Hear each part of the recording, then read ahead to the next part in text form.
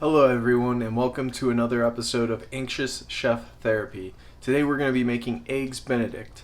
For a moment, I'd like to talk about being kind to ourselves, and in those moments that you're having all those negative thoughts, take a minute to really evaluate whether or not this is your mind playing tricks on you, or can we look at this from a different perspective and kind of see the good in things.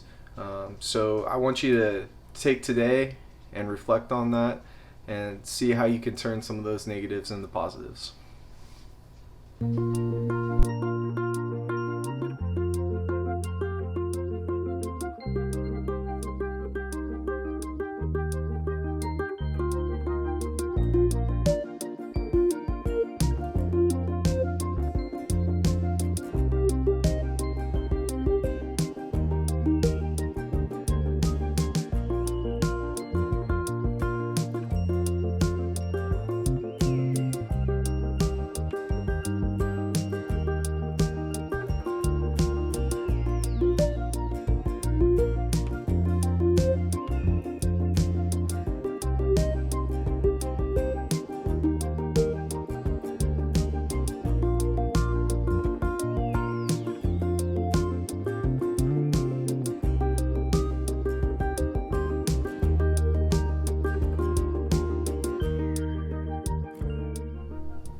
Alright, we're back and we're going to go over some of these ingredients for Eggs Benedict. There's two main parts of Eggs Benedict, and that's going to be poaching your eggs and making the hollandaise sauce. So one of our ingredients, one of the more simple ingredients in Eggs Benedict is your Canadian bacon. That's based on just your traditional Eggs Benedict. You can use all other types of meats. You can use chicken, you can use a braised beef short rib. You can use leftovers from stew. The options are really just endless for that, and it's up for you to use your creative mind to come up with your own ideas. We've got eggs. We're going to need eggs for the hollandaise sauce, and also obviously the poached eggs. We've got some distilled vinegar, white wine vinegar. We've got our English muffins, some salt, paprika, some butter. I also have some butter on the stove that is warming up for us right now. That's going to be clarified butter, also known as ghee, and that's what we're going to use for the hollandaise sauce. And then we'll get on to the process now. Alright, everyone, so this is a trick that I have for making poached eggs. So I've got my egg here, we've got a bowl, and then we've got a strainer. It's just a mesh strainer, just the ones you use every day in the kitchen. So this one's a little smaller, so it's only going to hold one egg. So we're going to go ahead and crack our egg. And we're going to crack it straight into that mesh strainer. Now when I crack it into that mesh strainer, some of the egg white is going to ooze out, but not all of it. That's getting those looser parts of the egg white out of the mixture so that we don't have all those wisps in the water when we poach the egg. So now we're going to move over to the stove.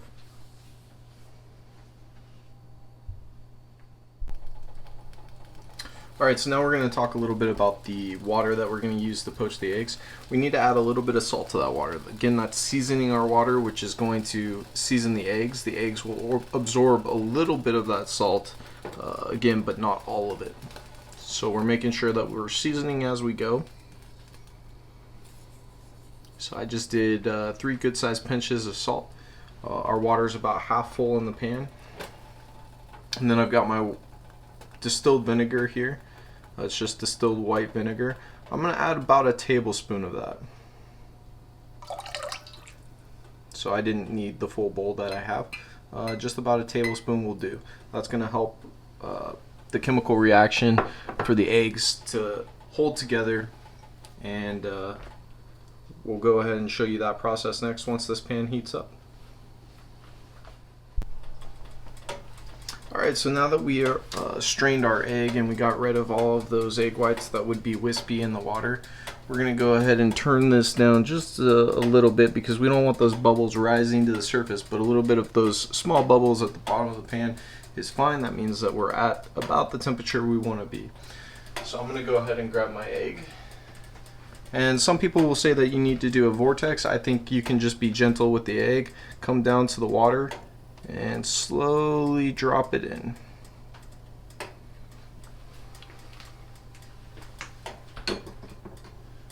So another important thing is to kind of make the water a little bit turbulent so that egg doesn't stick to the bottom of your pan.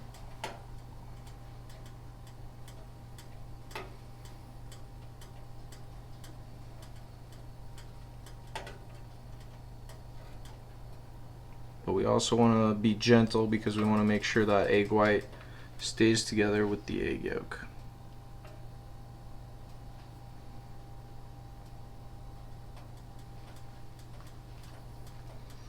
And we're waiting for that transparent effect to kind of go away, the yellowness of the egg white. We're going to try to make sure that the egg white's white before we take out the poached egg. You're going to see that it starts to cover the yolk and you're not going to see as much of the yolk. And that's how we're going to know that we're ready to take this out.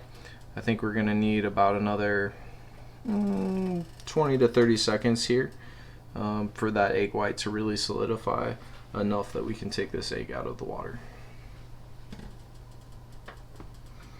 So, interesting history about Eggs Benedict.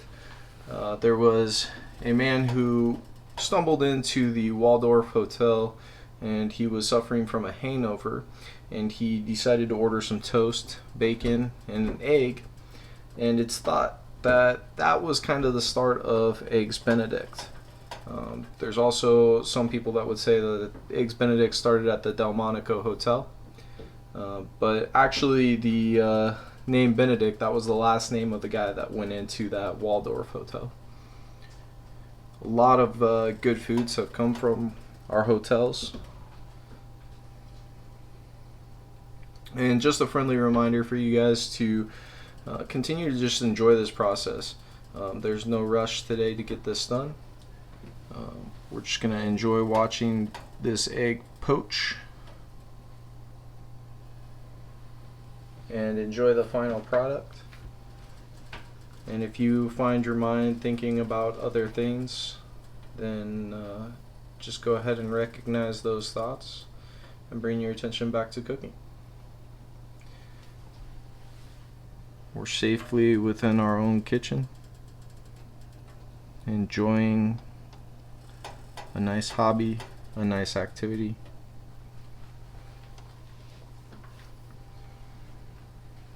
So again, I'm just stirring that egg every so often to make sure that it's not going to stick to the bottom of my pan.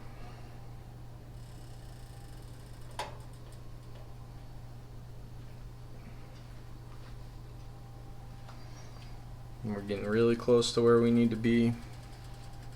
I'm going to turn my water up just a little bit. You got to play with it every now and then. Make sure that it's hot enough but not too hot. And that's kind of the difficulty in poaching eggs, is making sure that the water is the right temperature. But if you cook it too fast, then you're not going to have that runny yolk that you want. So go ahead and take it slow with the process. You can go ahead and slowly poach this egg. You can do multiple ones at the same time if you feel comfortable doing that.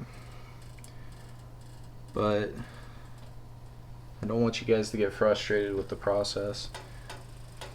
That's why a lot of times people order these at restaurants, and restaurants have a different way of making poached eggs, kind of a cheater method, so that it's a little bit easier on them. But there's a little bit of work that goes into this if you're making it at home, and I think that's okay though if we're just doing it to enjoy the process and see these new techniques. So I'm going to let that egg sit in there for about another 15 to 30 seconds. While I'm doing that, I'm going to show you what I'm going to put the egg on when I'm done. I'm going to just bring it over here. I have a plate with a paper towel on top. The paper towel is just going to absorb any of that extra water that's on the egg. And then we'll go ahead and let these sit while we finish the other parts of this process.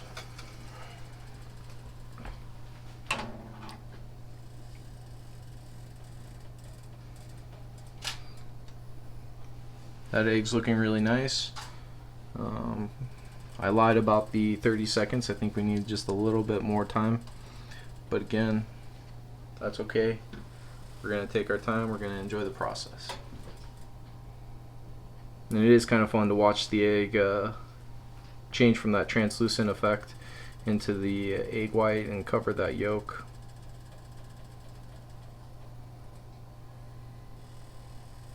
Making sure you stir it every so often. Keep it from sticking to the bottom of the pan.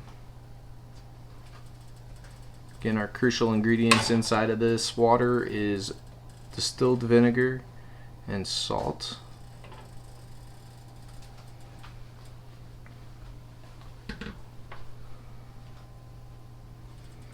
And how fast your egg cooks is really going to depend on that temperature of your water. So there is no exact science to how long the egg is going to take to cook. You just kind of have to make your own observations, and when it looks done, try to be confident that it is and take it out. So if it seems like it's going to be too delicate, like mine does seem a little bit delicate still, let's not try to take that out because we might end up breaking it. And I can tell that my yolk still is not cooked, so I can tell that I'm still going to have that nice yolk texture once I pull that out.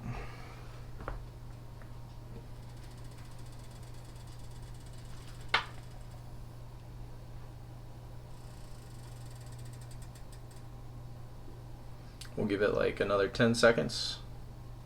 If you want to count me down, I'll count down with you. 10, 9, 8, 7, 6, 5, 4, 3, 2, 1. I'm going to kind of stir it up to get it up off the bottom so that I can reach underneath it with my spatula. And I can actually tell that that needs just a little bit more cooking. So again, it's up to you to kind of determine the delicacy factor of that. If it's too delicate to pull out and you can tell that it's kind of really slumping down in that spoon, then we want to make sure that we cook it for a little while longer. But in that respect, it is kind of forgiving because you can put that egg back down in the water if it's not finished cooking. I know we did this big countdown. I've told you like 3 times that it's going to be done, but like I said, it's about enjoying the process.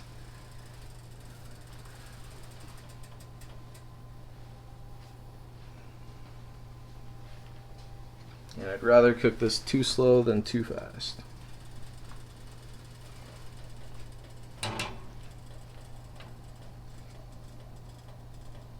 Okay. Now we're there. It only needed a few more seconds, but I can tell that we are ready. So that's about what we want our egg to look like.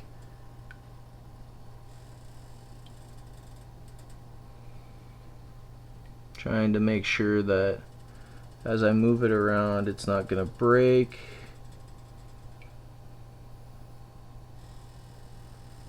And then we're going to move it over to the paper towel. Alright, so I'm going to bring those poached eggs that I just made over to the camera. I just went ahead and did 4 more besides the one that we did. I'm going to go ahead and let these sit while we finish off our hollandaise sauce. Alright, so again, I have my double boiler here. Not everybody has a double boiler pan, so we just got a stainless steel pot and a stainless steel bowl. We've got about a ½ an inch of water down there. Put the bowl on top, and we turn that up to a nice medium heat. Try to get this hot so that we're ready to do our hollandaise sauce. Hollandaise sauce is made with eggs, so obviously if we cook the eggs too fast or at too high of a temperature, they're going to start turning into scrambled eggs, and we don't want that. So we want to keep this at a minimal temperature. That's why we're using the double boiler, so that we can kind of have that softer cooking process. So the first thing that I'm going to do for the hollandaise sauce is I'm going to take my eggs and I'm going to remove the yolk. So one easy way to do that is to just pass it back and forth in the shell until all you have left is your yolk. I'm doing that right now just to avoid mess. You guys can do it with your hands if you want. That's actually how I usually do it. It allows you to get that that feel for the food. The only reason why I'm not really a huge fan of passing it back and forth between the two pieces of shell is sometimes you'll catch on the sharper piece of the shell and you'll break the yolk, and then it makes it really hard to get the yolk and the white separated. So this is our final egg. We're just doing 3 yolks. You can save those egg whites and you can make yourself an egg white omelet, make yourself a nice meringue. That's up to you. So I've got my 3 egg yolks, and as you can see, I broke that egg yolk on a sharp piece of the shell, but fortunately I was far enough along that I don't have that egg white in there. So we are going to be done with that part of this. And we're going to go ahead and add just a slight amount of our white wine vinegar. So just a drop. And then I'm going to add a little bit of salt. Start off our seasoning process. Now we're going to go ahead and stir that with the whisk. And this involves a lot of stirring with the whisk because this is something we call an emulsification. So we are going to be combining a fat with our egg yolks. That fat is that clarified butter or ghee, which I have melted in a smaller pot on the other side of the stove. And we're going to slowly incorporate that. And we're going to want to see something, this nice yellow color with these nice ribbons is what we call them, and I'll show you what that looks like here in a little bit. We do need this to heat up a little bit more. If the pan gets too hot, you can also lift it off and you can move it to the side, move it onto your surface, your counter or whatever, or you can just pull it up off of the heat if you start sensing that the pan's getting too hot, because again, we don't want it to create those scrambled eggs, and I think we all know pretty much what temperature it takes to scramble an egg.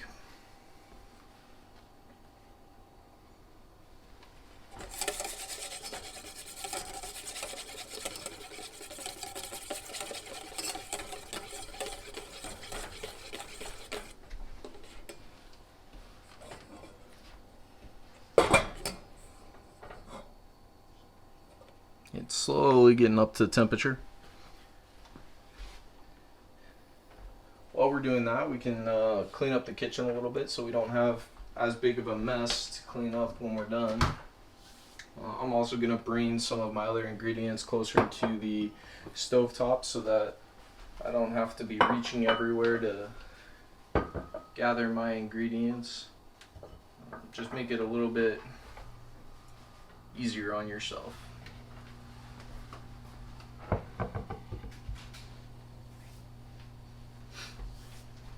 Go ahead and take a look at your poached eggs, admire your work.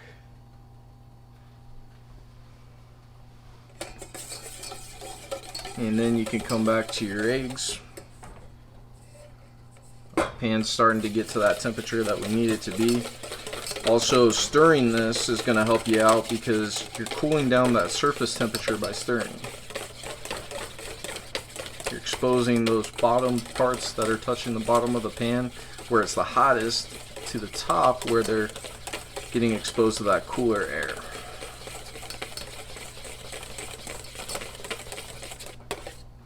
So I don't have ribbons yet, so we need to cook this just a little bit longer. Ribbons are where it's going to kind of ooze off of this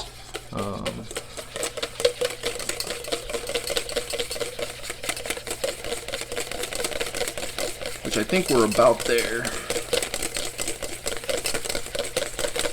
The faster you stir, the better it incorporates. So now we're starting to get those ribbons, and you're also seeing how this expands just a little bit.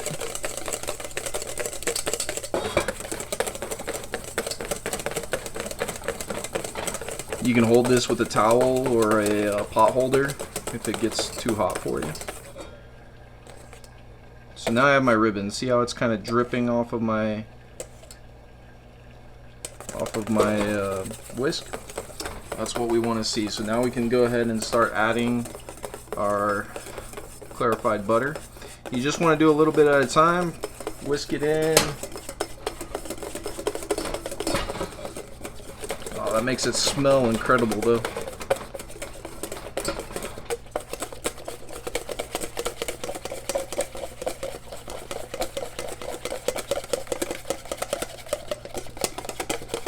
You can see how that's really starting to thicken. Another thing to make sure of is that your butter is not too hot when you're adding it to the mixture, because then we're going to end up cooking our eggs that way too.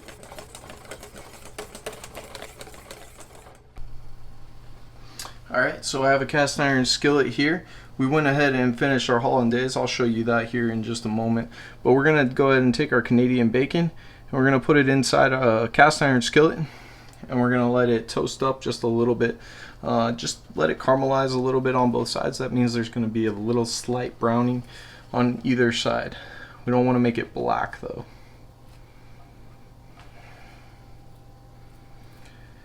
So we're going to go ahead and put several of these pieces in the pan from what I showed you earlier, and we're going to let those cook. While we let those cook, I'm going to go ahead and take my English muffins and I'm going to go ahead and cut them into 2 nice pieces.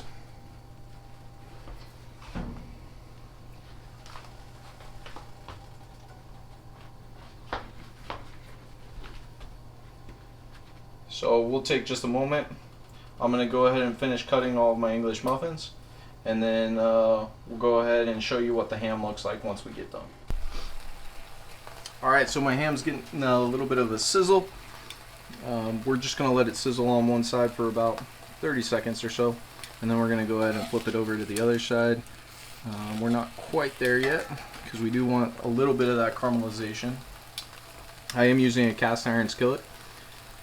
Should make this caramelization go a little bit easier. You can go ahead and use a regular skillet, that's fine.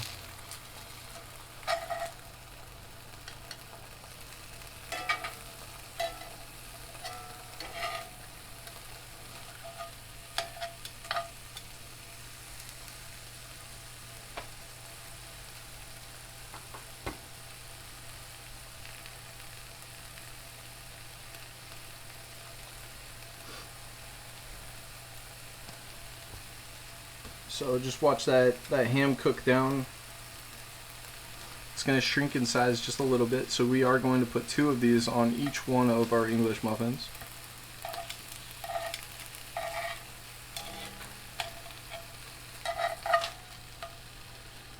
So I'm starting to get a little bit of a brownness. We don't, like I said, we don't want a whole lot. We don't want them to burn. We just want everything in this dish to be at least warm when we go to bite into it.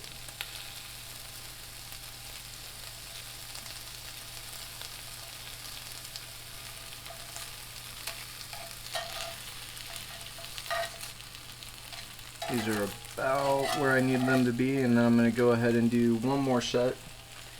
You can tell they shrink in size a little bit because there's now gaps between them. So I'm going to go ahead and gather all of these up.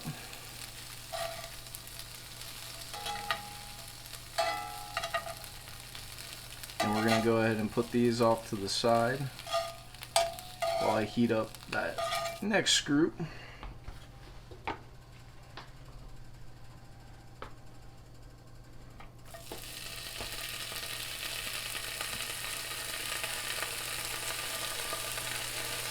So there's also a lot of variations of hollandaise sauce. If you want to look up some different things that you can put in hollandaise sauce, there's something called the béarnaise sauce, which is a version of hollandaise, but then you add tarragon to it.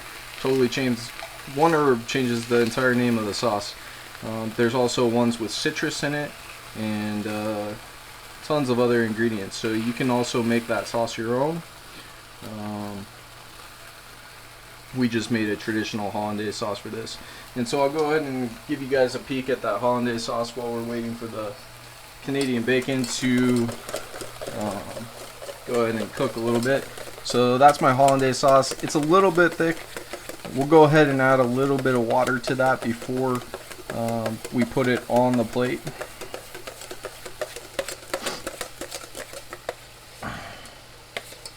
But you can see that it's dripping off the spatula nicely, and you can see how there's kind of some flake in there. We did add some white pepper and salt to this.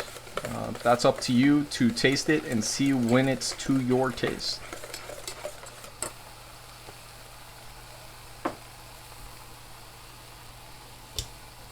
Now we're going to go ahead and put these pieces of ham over. As you can see, they got a nice little brown color, but they're not burnt.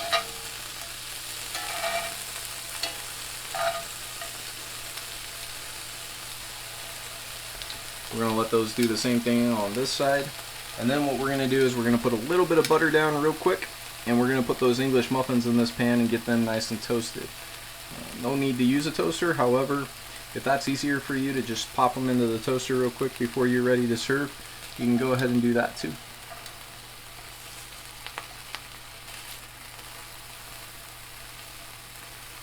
So I'm going to go ahead and grab these out of my pan. I'm going to set them on the side. I'm going to put my butter in, let that melt. Try not to do that. Don't scratch your cast iron skillet. So we got a good amount of butter down. Go ahead and take our English muffins. Just going to put them down in the pan, let them absorb some of that butter and crisp up a little bit.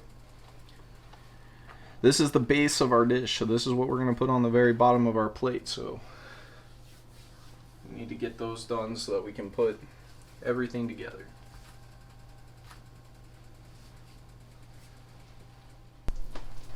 Alright, so as you can see, we've got our two toasted pieces of English muffin.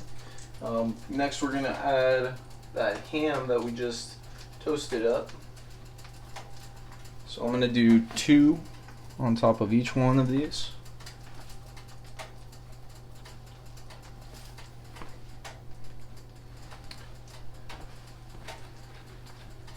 And then I'm going to go ahead and take our poached egg. Gotta be real gentle with these. I'll put them on top.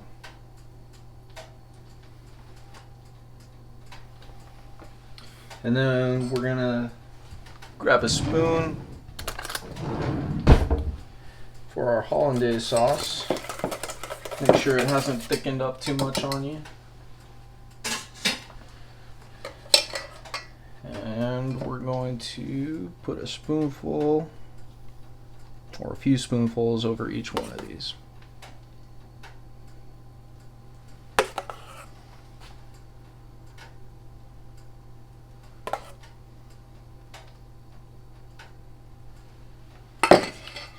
I made a little bit of a mess there.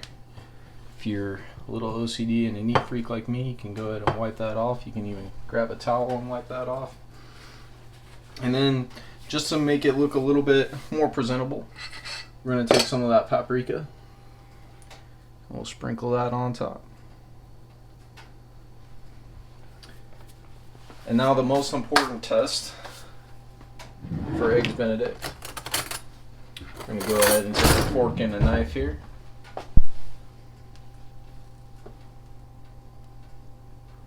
As you can see, we got that gooey egg spilling out from the side. So some beautiful poached eggs, beautiful Eggs Benedict. And now I'm going to go ahead and sit down and enjoy brunch. It's well deserved. If you completed this, this is one of the more challenging things to make. So congratulations, you did an excellent job. If you didn't make it right this time, I hope you enjoyed the process and that this is something that you can do on another day and just continue to improve your craft.